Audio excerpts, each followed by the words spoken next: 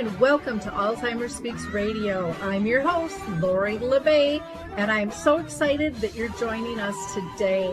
We are going to have a fascinating conversation as usual as we learn from people all around the world at all ages and stages of life.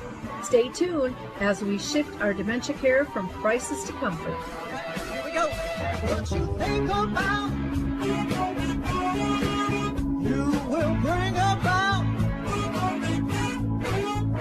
dementia change. We will. Well, hi, everyone, and welcome to Alzheimer Speaks. I'm so glad you can join us today. We are going to be talking about tech options and how to live well with dementia and just how we age in general, what works good for the person diagnosed as well as those caring for them. And we have the honor of having Abbie Richie with us today. And I am not going to steal her thunder. I'm going to let her introduce herself, but we're going to have a fun conversation, that's for sure. And I think we'll all learn a lot during this conversation. But before I introduce you to Abbie, I always like to encourage people to please visit alzheimerspeaks.com. We have all kinds of free educational resources that we've been curating since 2009. So not only can you listen to all of our radio shows, we've got well over 1,000 of those, but to dementia chats where people living with dementia speak as a panel on a topic, to watching dementia in the arts where people living with dementia share their artwork and their stories with us, to a poetry section, learning about memory cafes and dementia-friendly communities and so much more, along with some free tools. And you can also access Dementia Map, which is our global resource directory. And you can just go to dementiamap.com to find that. And again, alzheimerspeaks.com to get our free educational resources. So with no further ado, let's go ahead and introduce you to Abbie. Well, Abbie, I'm so excited to have you on the show today. We lined this up a while ago, and you are just a wealth of knowledge. But I'm going to have you introduce yourself to our audience who might not be familiar with you and all the wonderful things you're doing, if you don't mind. That is so sweet of you. Thank you. It is an honor to be here with you, and I'm just thrilled. So thank you. Thank you for having me. My name is Abbie Richie. Some people know me as the Tech Guru. I am the Director of Corporate Communications for the Smarter Service, which is a tech company that helps older adults. And I am also the host of Tech Tuesday, which is on the Foresight platform, every Tuesday talking with people who are engaged in age tech innovation, mostly as it relates to residents and older adults living in senior living communities. And then in November, I started a new TV show. It's called Tech Talks, and it's on my local CBS here. And I'm basically talking about consumer-facing tech. Wonderful. That's a lot. It keeps you busy for sure. Absolutely. No, I always ask all my guests if they've been personally touched by a form of dementia in their own family or circle of friends. So if you care to share on that level, we'd appreciate it. Yes, this is very personal and new. It's personal and new because my stepfather passed away just a couple months ago, and what it's done is it's left my mom alone, right? And you know, we have noticed over the past 5 years that her memory has really taken a huge decline. And while in tests and being seen by a doctor, she has a very limited amount of memory capacity that they really cannot diagnose as one thing or another. All we know is that she's repeating a lot of the same news and the same stories. And so it's been on my radar for several years. It was on my stepfather's radar. It's been on my siblings' radar. And it is such a fine line of wanting to be compassionate at all times and also remaining in engaged relationship. It's just such a fine line. And we're very grateful, very thankful that she does have some amazing support through the Pacific Neuroscience Institute in Santa Monica. So, and also going to a brain gym 3 times a week now that she's feeling really good about. So it's just a really challenging place to be. It is, and getting that diagnosis can be really, really difficult. In fact, I just did an interview with the Normandale Center, and one of the gentlemen there was living with dementia, and it took years. He was out in California and then ended up moving back to Minnesota here. But it took several years to get a diagnosis, and the doctors can't figure out really what he has because he's living pretty well and it's been 14 years now, but he even has all the biomarkers and everything. And they can't, he's kind of a unicorn. They can't figure out Yeah.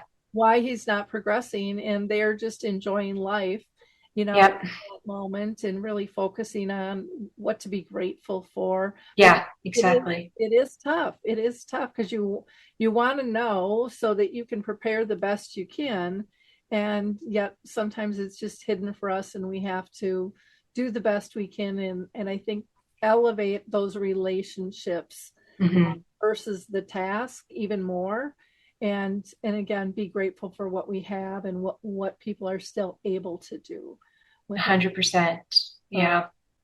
well, let's talk about how people can simplify tech devices. Mm-hmm. I mean, I look at just the collection of the clickers for the TV, and I could have a heart attack. I call my grandkids over, like, which one do I use, or which two do I use?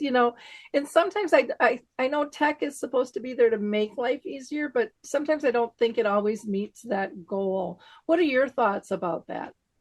Yeah, I'm so glad that you asked that because I just recently did a segment on CBS, and the last week of the month it's always Ask Abbie. It's sort of like a Dear Abbie. And so someone wrote in and they said, how can I make it easier for my mom to watch her favorite channels? Like, that is just such a very basic request, right? When you sit down to watch TV, you just want to be able to watch your favorite channels. And that's a challenge for a lot of people, not just older adults. That's a challenge, right? And so the big problem here is that our TVs they come with a remote, right? And that remote is complicated. There are so many options on there. There's, like 50 buttons on there, and you slide it this way, do it that way. And that creates a lot of user error. Okay, that's what I call it, user error.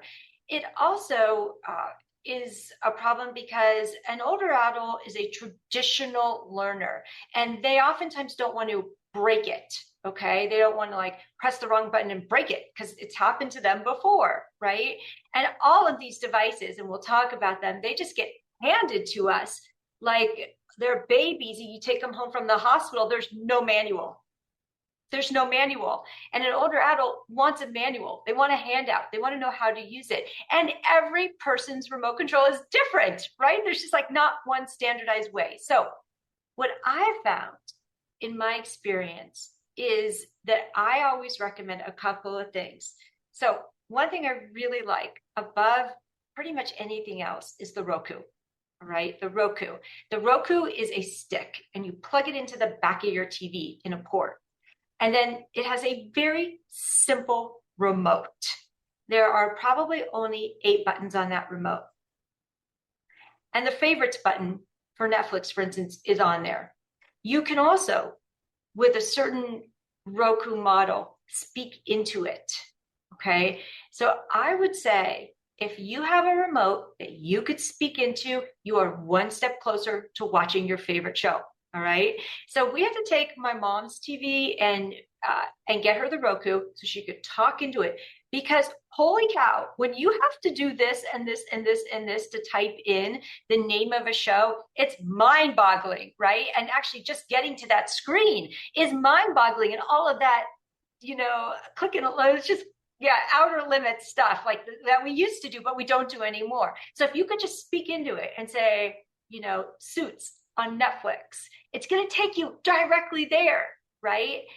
And that is a wonderful solution. So I recommend that over so many things, just because I have worked with hundreds and thousands of older adults and have seen that their mind lines up with the Roku interface. Okay. Now let's talk about a couple other things that you could do. And notice, I'm not saying that you should buy a new TV, because that's not it. I'm not saying that. I'm saying let's simplify the interface. The smart TV interface is very complicated, and it's different across all TVs, right? So even if you're trying to help your mom, or you're a caregiver and you're helping and over the phone, it's different on every TV, except when you simplify the interface to the Roku and you can speak into it, it makes a huge difference. There are some remotes that have great big buttons on them, and I love those. There's one called the Flipper. It's available on Amazon, and it only has about 5 buttons on it, and there is a favorites button, but the buttons are bright and it tells you this is the power button. Right? Like, it's really, really clear. This is the power button. So I love this remote. You could go deeper in the programming of it if you want to. Again, any remote that has a little microphone on it so that you could speak into it is going to be a huge help. What I recommend doing with those other remotes, Lori, I recommend you take the batteries out of them. You remove them from the scene of the crime. You put them in a baggie and label it "do not use," so that they don't get reintroduced into the ecosystem of the remote controls with your TVs. That's really smart, because I know we've got kind of a bowl with a bunch of them in, and this is the sound bar, and this is the the TV, and then this is the Comcast one, and it's like one. And then if I go upstairs, they're different. Yeah, totally. We did the same thing for her TV in the living room and her TV in the bedroom, so that it aligns with her mentally in her education process, so that she doesn't have to learn something, remember how to do it different ways each time. And then, simplifying it, taking those extra things away. So maybe as a caregiver, maybe, the person you're caring for doesn't really need the Sonos bar, right? It could have been a gift from a well-meaning adult child, and maybe they really don't need it. And if it's factoring into the complication of the process, it's not a good gift. And that's really smart. There can be a lot of well-meaning gifts that just don't work. And I loved when you talked about the way we learn, because I'm 64, and I remember even with computers, everyone was afraid just that it was going to crash and burn, and it's like, I just have to undo. Now it's just, I've learned I can undo it. Right? Where before, right, you would just absolutely panic, and your mind would just scatter, and then that makes it even worse. And so it really is being able to have something that knows how you learn and what's most comfortable for you. And I think that's one of the biggest complaints I hear from people living with dementia is like, stop upgrading it. It worked this way. Works. Just keep it simple, because they have to keep relearning things. 100%. And you mentioned, that, there are going to be some adult children that are going to fly in, want to take care of mom, and fly back out and maybe buy her a new TV at Costco or something like that. And I really caution people from doing that, because even though, Costco is great for a certain segment of the population for certain things, no doubt about it. You're having a party, you go to Costco. But when it comes to older adults and their technology, I would only encourage someone to purchase something at Best Buy, for instance. And the reason being is that there are experts on the floor that can answer questions. And that's what I want for my clients. I want an expert to be able to help them when they need the help. And if I'm not there to help them, I want to send them someplace where they have excellent customer service and support. And Best Buy's Geek Squad has that. Yep, that's really important.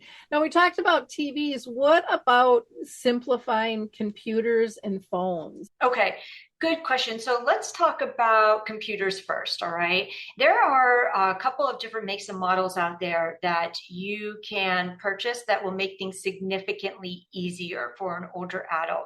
But I always like to kind of reuse what you currently have before you go buy something new. And the first marker of whether or not you need to buy something new is if it's not able to update. Okay. So you may have a much older computer because that's how you remember, that's the one you've been using for the past 10 years, but chances are it's not as secure as it used to be.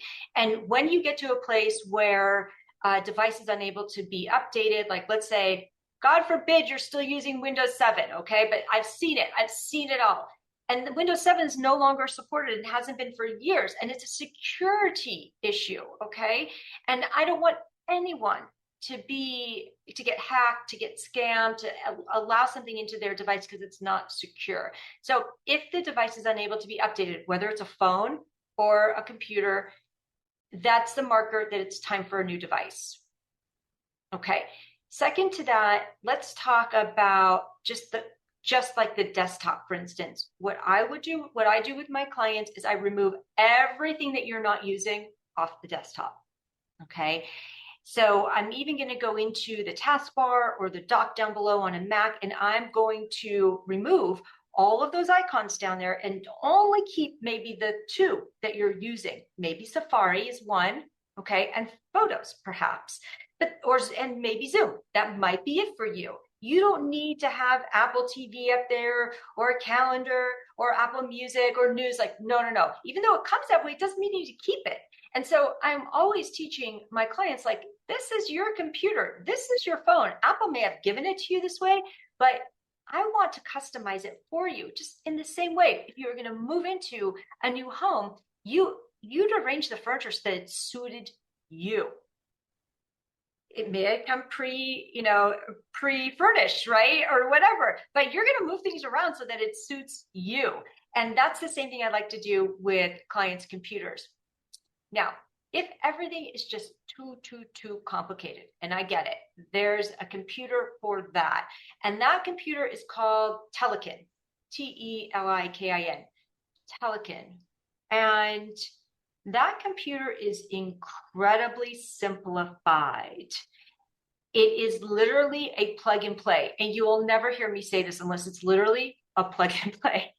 Because one thing I just really gets my goat is when people say, oh, it's so simple. It's like 1, 2, 3, you plug it in and you're, but no, if it's not like that, I will not be saying that, but this one is. And I've helped several clients, set them up. They come out of the box, you plug it in.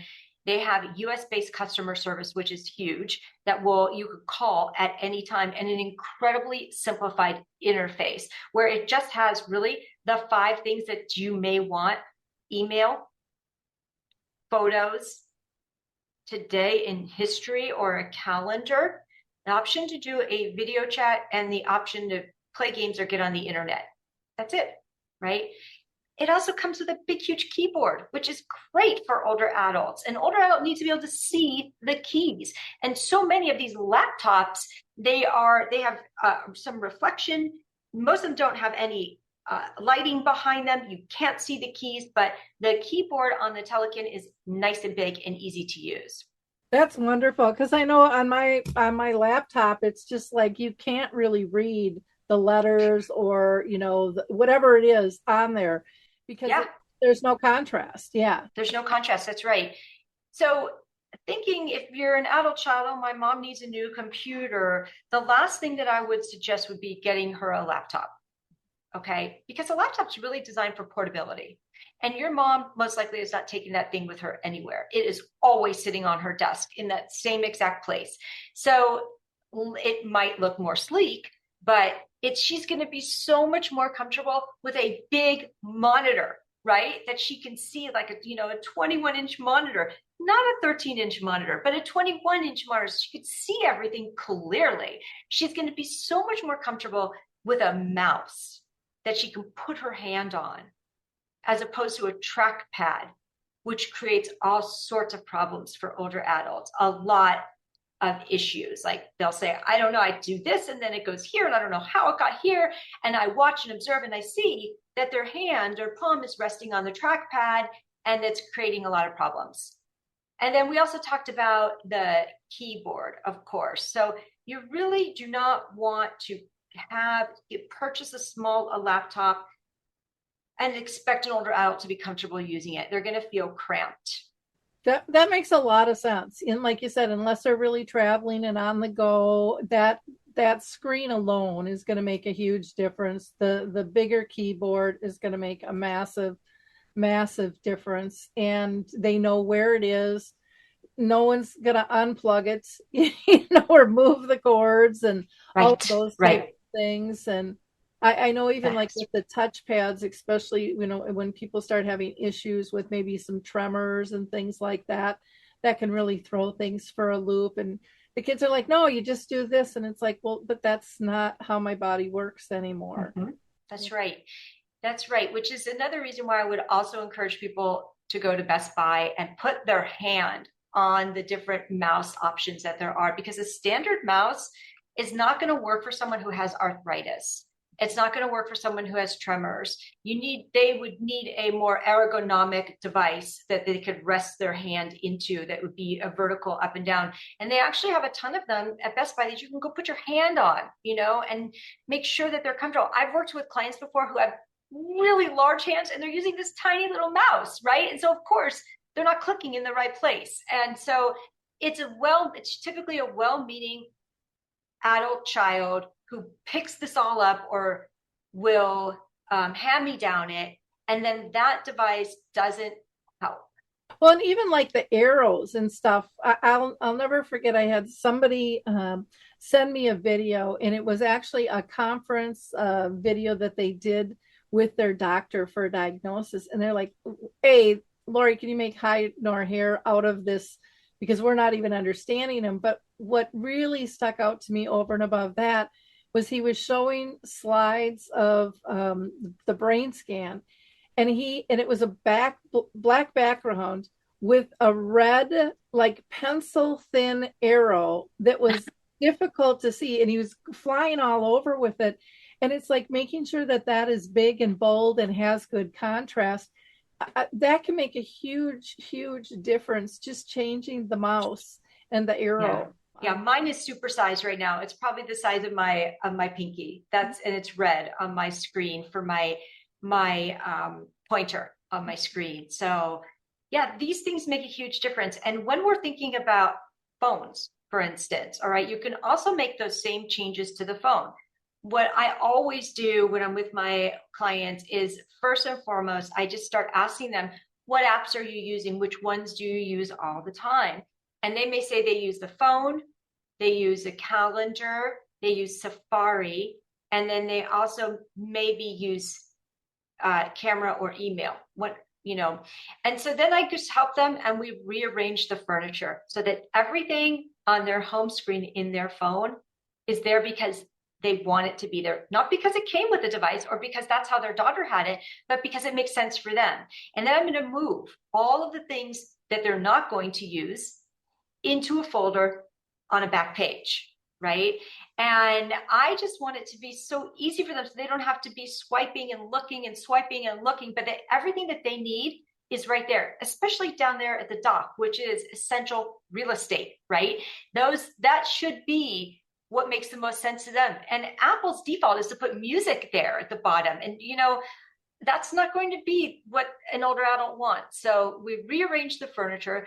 Also, using a high contrast wallpaper makes a really big difference, because you might find that, someone has a picture of their grandkids on there, but the app logos will blend into the picture. And that just makes it hard for someone to see. So I'd say, you know what, use this as your lock screen. Let's change this. But on your wallpaper, on your home screen, let's just get a solid color, no patterns, so that all of the apps really pop. And then I got a couple of other tricks up my sleeve. So, and here they are. I love talking about this, because to me, these are things that I could be talking with someone and to say, oh my gosh, can I make a couple little adjustments to your phone for you while you're here? And they're like, sure. And so what we do is we go into the settings app and I just show them. A lot of times I show them my own phone. I go, okay, look at my phone. Can you see everything like perfectly on my phone? They're like, yes. I'm like, let me make these changes for you. So, and so we'll go into the settings. We'll scroll down a little bit to display and brightness. Okay. It's in the same category as general. We click there, and the first thing we do is we supersize the font, the text size. The default is like 9. It's hard to read, right? So we supersize it. We take it from what's at a 50% and bring it up to 75 or 80%. If someone has vision impairment and they need to go even larger than that, we can make it larger than that in the accessibility settings. That's the first thing. Second to that, and it's right below, is we bold the text. Okay. A lot of people don't know that they can do this, but you can bold. And what that means is that all of the headers are going to be bright and bold and so easy to see. So I love doing that. And then if you go down just a little bit more, there is a setting at the very bottom. It's called display default and display zoom. And so the default is that everything is a little compact, but the larger display makes everything just so much more comfortable. You still have your 4 apps down below and the grid on the homepage, but the names of the apps are bigger. The size of the apps are a little bit bigger. And we just make these couple changes and then voila, it's like, I just let a belt out, a notch out of my belt. I can breathe. I can see like, yes, this is my phone, right? So I love doing that with people. However, there are times, just like with the computer, where it gets too complicated, okay? And a smartphone may not be the best thing for an adult who is struggling with dementia. And there is a phone out there. It's called the RAS memory phone. Have you heard of this before? Yeah, they're actually part of Dementia Map. Yeah. Yeah, exactly. So RAS has a smartphone. Okay, it always stays on. It never goes off. It does not need any updates. It only allows you to call, I think, 6 people, and that's it.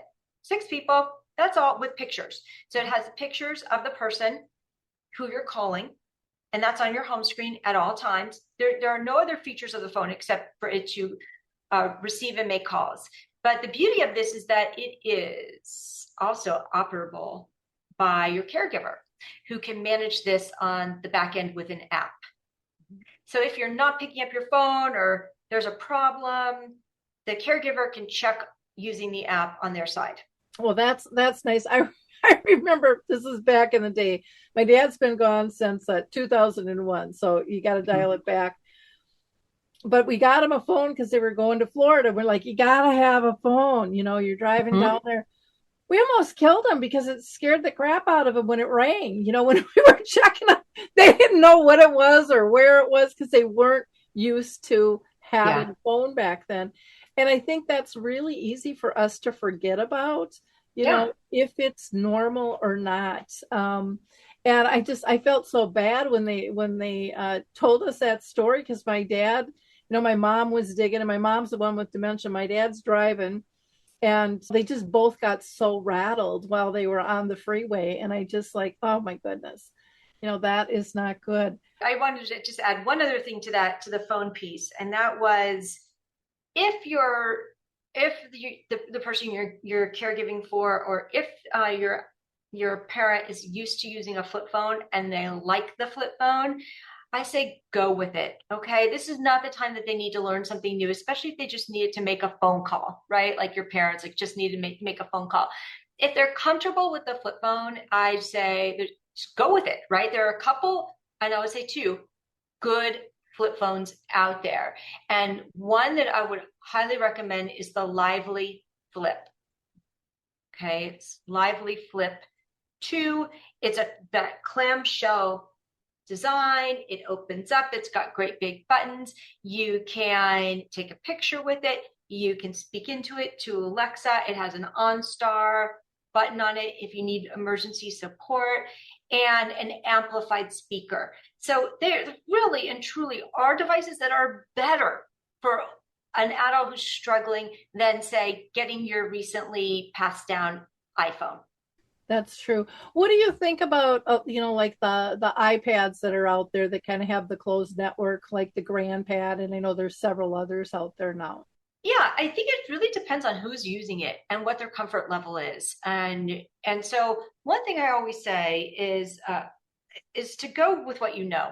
And again, so if you know how to use a flip phone, stick with a flip phone. If you know how to use an Apple device, then an iPad's going to be very, very similar to that. Go with what you know. So if they're already comfortable with the home button and, swiping over, to stick in that lane. But if this is a new introduction for them, they've never seen anything else like this before, and they just want to have a couple of things, then yes, the GrandPad is going to be a really good fit. Okay.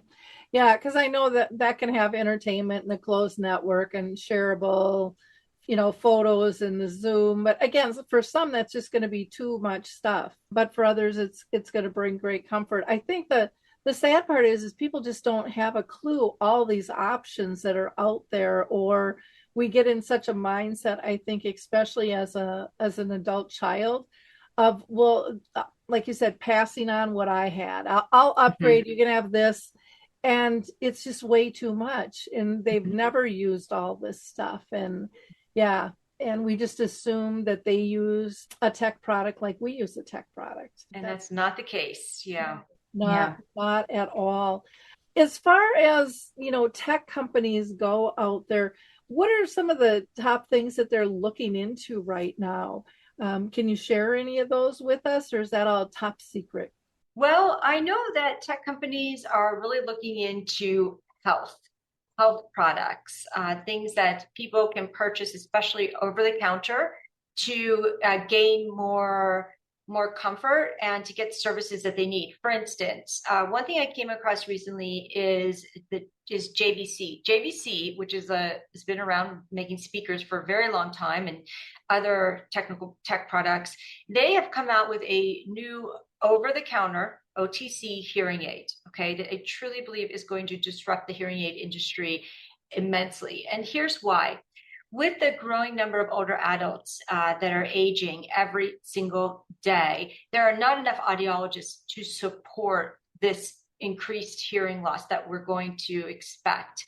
And for many people who have hearing loss, mild to moderate hearing loss, can use something like the JVC OTC hearing aids. They can purchase them at a severely discounted price. And what I mean by that is when you go to an audiologist and you purchase a pair of hearing aids, and I've been with my clients before and I've gone through the process with them, they're around $5,000-$6,000.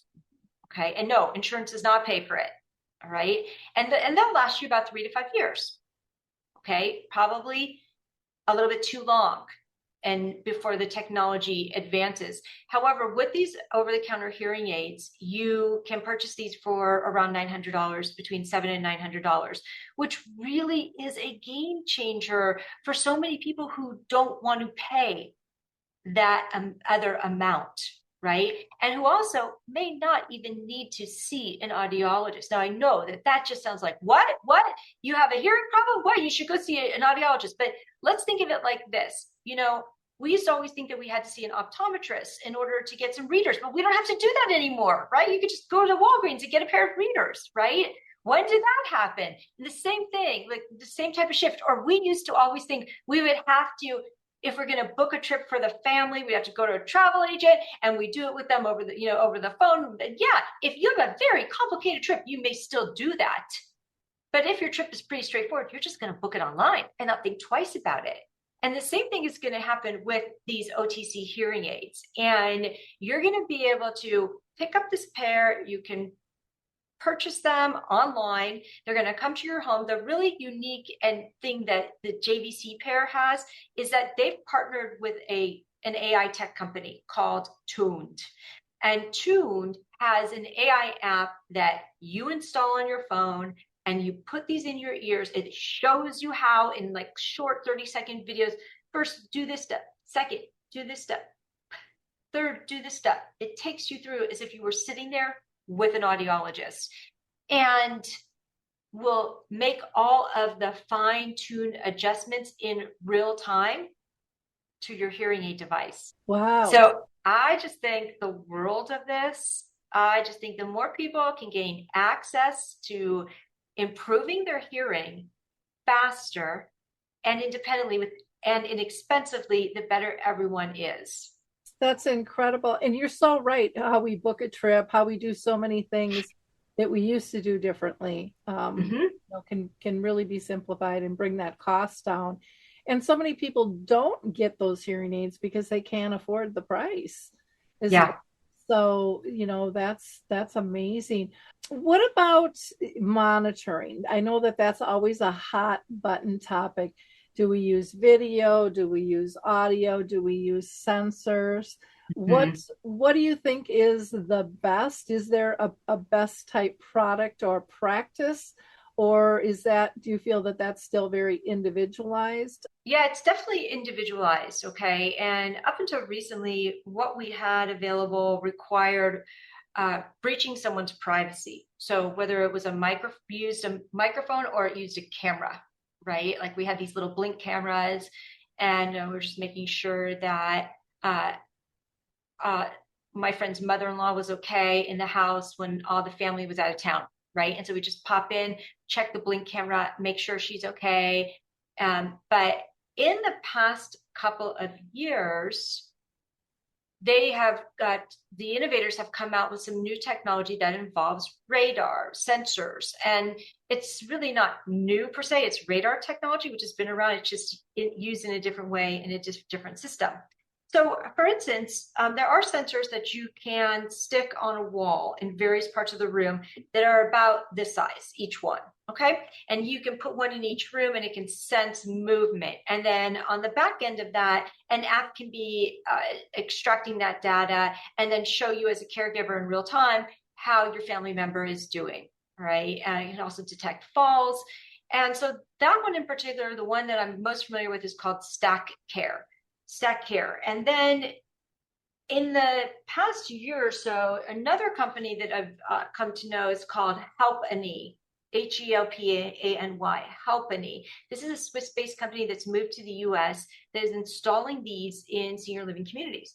And it is able to detect movement. It's able to detect falls. It's also able to detect abnormalities in a person's routine. So if you've made many visits to the bathroom, it would show up. And if you paced all night, it would show up. If you didn't move in the morning, you'd get an alert and a notification on that right away. So the other thing too, that within the senior living community that has come about through the use of this radar technology is on the caregiver side. If a caregiver visited a resident's apartment, how long were they there? They clocked in, but they were only there for 20 minutes, but it says that they were there for a half hour. That type of thing can be traced, and that can save a senior living community a lot of money. If the community is having all their thermostats monitored at one central source, the sensor can tell whether or not someone's in the unit. And if not, can dial down the air conditioning, right? And save millions of dollars on an energy bill every year. So, and there are just great use cases for this type of technology. Wow, that's interesting. I'm familiar with a company called Nomo Smart Cares that has the sensors, and you can kind of read and track for both professional or families and stuff. And I find that really interesting because I heard so much pushback on the pictures, people videoing, and families seem to feel, some family really wanted to be able to see physically what was going on, but there, like you said, there was that whole other side of privacy, and same with the audio in terms of what conversations are being had, and giving permission to all of that. So it's interesting to see how all of that changes. And even when you had mentioned about, are they going to the bathroom during the night multiple times? I mean, that can pick up on UTIs and things like that too, that make a difference, or patterns have switched. And those UTIs, as people get older, can really throw things for a loop in multiple multiple fashions. I just want to mention that if people are just tuning in right now, we have been talking with Abbie Richie on everything tech for our seniors and dementia, and it's just been a wonderful conversation. So, if you're just hopping on now, you're going to want to reel back in because we've covered TVs and phones and computers and all different types of things. And again, we could probably talk for a week straight and still have so much more to talk on. We're going to hear from Q-Blocks, and they are a webmaster that just does phenomenal work, which I can speak of for myself. They've helped me out in many, many situations, and then we'll be right back with Abbie again. I also want to introduce you all to Q-Blocks. They have been absolutely excellent to deal with. They have been in business for 18 years and they serve the globe. I can't say enough good things about this company. I've had a lot of bad experiences. I don't know about you with tech companies. They have made a very complicated process very easy. And their staff is so kind, so polite, so respectful to work with.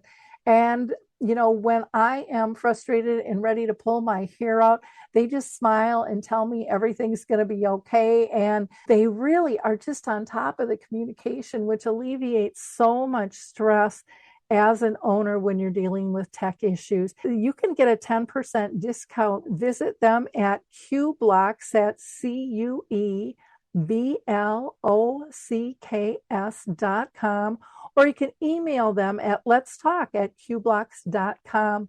For that 10% discount, just put Lori, Lori, in the inquiry form. And again, I don't think you'll be disappointed. I surely haven't been. I can't rave enough about this company. And that's kind of rare these days. So Abbie, I'm just learned so much from you on this. I do want to have you mention your website and email contact that you want people to have as well. And we'll make sure that we put that in the show notes too. Okay, sure. People can connect with me via email, Abbie, ABBIE, at thesmarterservice, all one word.com.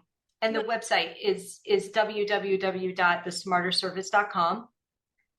And I am on LinkedIn all the time. So if you want to connect with me there, please do so. Thank you. I cared for my dad with brain cancer for like 4.5 years, and my mom lived with dementia for 30. And back in the day, there wasn't much for technology to help them or to help us. Where do you recommend families go to find out about technology? I mean, I know, we've created Dementia Map and we encourage tech companies to go ahead and list their stuff in there. But it's an uphill battle getting to all of these organizations to be able to find them. And yet people don't know what to Google because they don't even know what's possible out there. And so they find it confusing. Have you found something easy for people to access regarding this? I would probably lead people back to Best Buy in many instances because you're going to find a wealth of knowledge at their stores.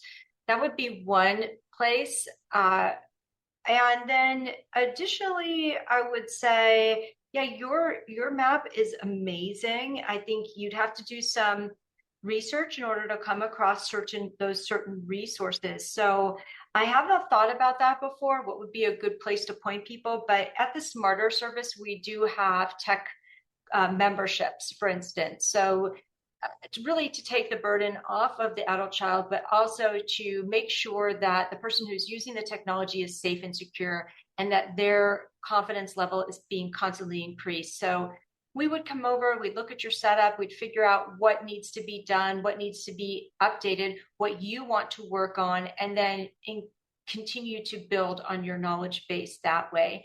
We also are teaching classes every week on a variety of topics, and they're all on the basics. So for instance, we just talk about the basics because we know that when people have a basic understanding and foundational knowledge, that they feel more confident and confident to continue learning. I know that my students are always looking for to build on their foundation. And you would be surprised how many times people have said, oh, I never knew what that button was for, but now I know, right? Like no one's ever showed them. That's where the microphone is, and they've been covering it with their hand, and that's why people aren't hearing them, right?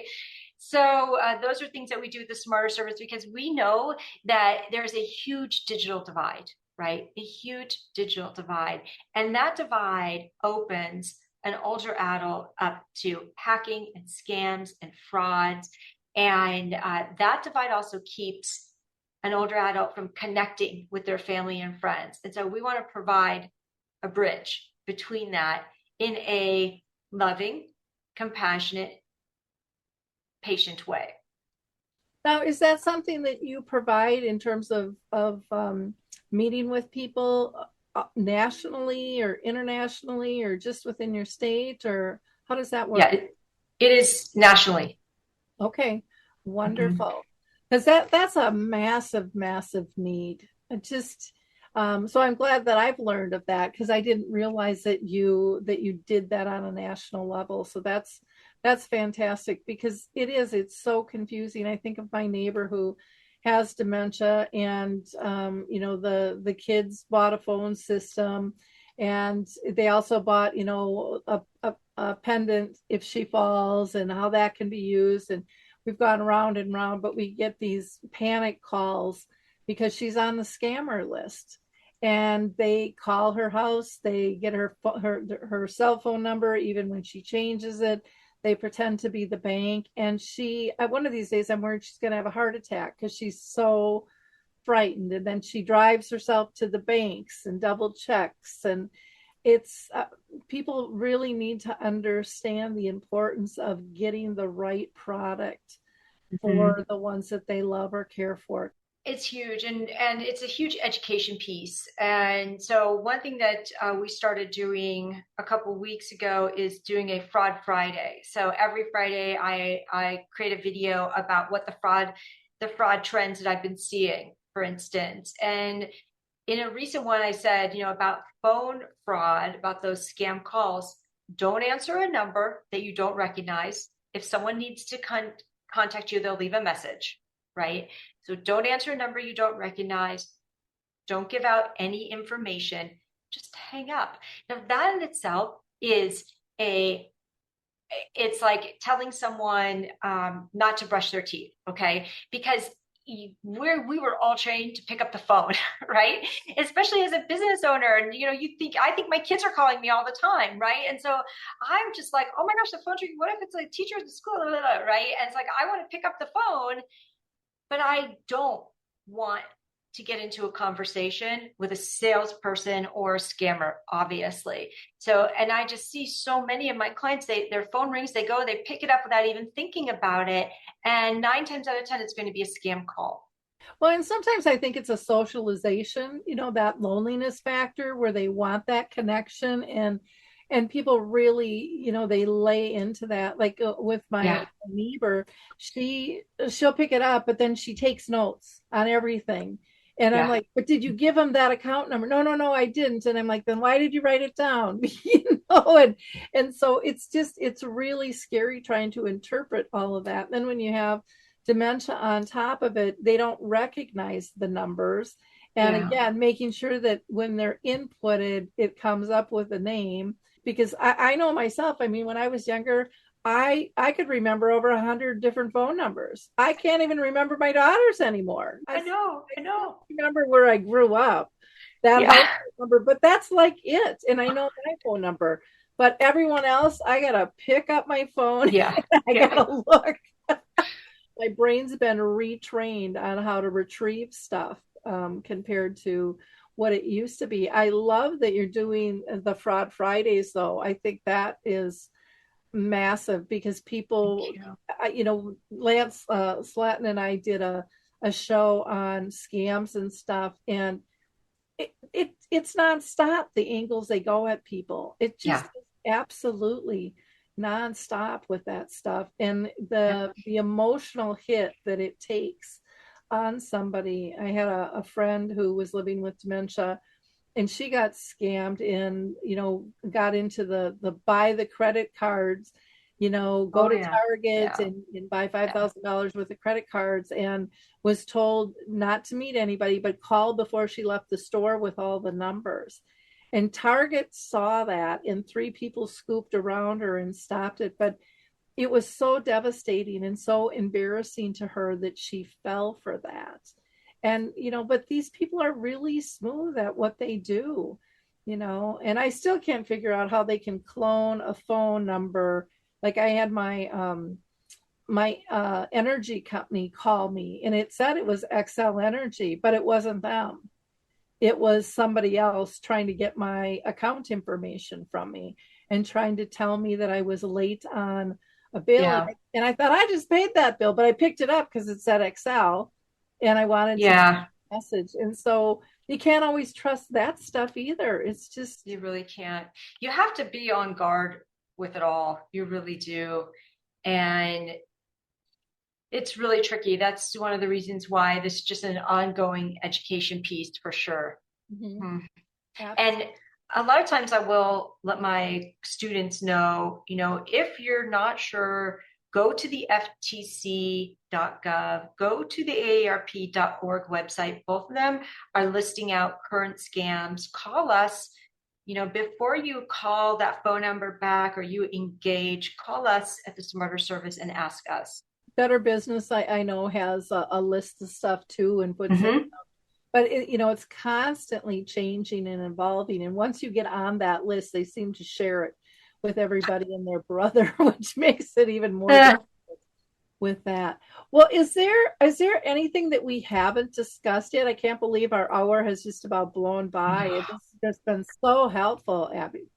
Yeah, you know what? There is one thing that I do want to talk about, and that is using your voice to help you get things accomplished. And we've seen how popular Alexa has become in the past couple of years. Same with